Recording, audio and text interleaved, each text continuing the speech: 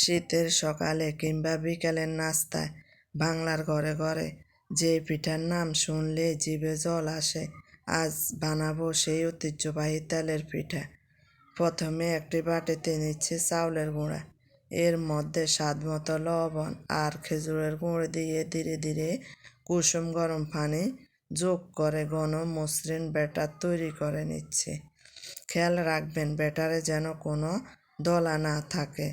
চুলায় একটি কড়াই বসিয়ে দিলাম, তেল ভালোভাবে গরম করে চামচের সাহায্যে ব্যাটার দিয়ে আস্তে আস্তে তেলের মধ্যে ছাড়ছি।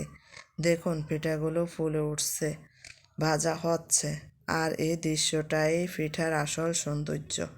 এক পাশ সোনালি হলে উল্টে দিচ্ছি, আরেক পাশও ভালোভাবে ভেজে নিচ্ছি যতক্ষণ না হয় পিঠাগুলো খাস্তা আর সুন্দর রঙের। এভাবে সবগুলো পিঠা ভেজে নিলাম। গরম গরম তেলের পিঠা এখন পরিবেশন করা যায়। এক কামড়ে বোঝা যাবে এটা শুধু পিঠা খাওয়া না, এটা শীতের স্মৃতি।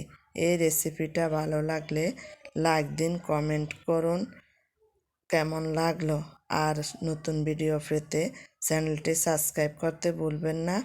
আবার দেখা হবে নতুন একটা রেসিপি নিয়ে।